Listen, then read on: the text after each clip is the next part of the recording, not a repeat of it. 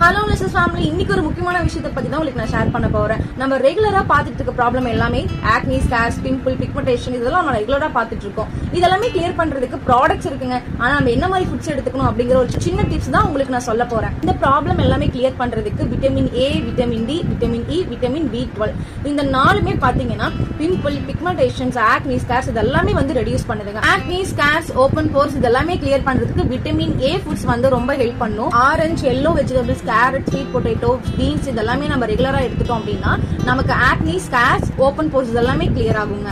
Pimples reduce பண்றதுக்கு நமக்கு vitamin D foods நமக்கு தேவைங்க. அதெல்லாம் என்னன்னு பாத்தீங்கன்னா brown rice, fish, blueberry, sunflower seeds, pumpkin seeds இதெல்லாமே நமக்கு தேவைங்க. பிக்மெண்டேஷனுக்கு B12 ஃபுட்ஸ் வந்து ரொம்ப ரொம்ப இம்பார்ட்டன்ட். அது banana, apple, egg, nuts, seeds இதெல்லாமே நம்ம ரெகுலரா சாப்பிட்டோம் அப்படின்னா இந்த ப்ராப்ளம்ஸ் எல்லாமே கிளியர் ஆகும். நான் சொன்ன ஃப்ரூட்ஸ் எல்லாமே பாத்தீங்கன்னா கொலாஜனை பூஸ்ட் பண்றதுக்கு தாங்க இந்த ஃப்ரூட்ஸ் எல்லாமே நான் சொல்லியிருக்கேன். ஸோ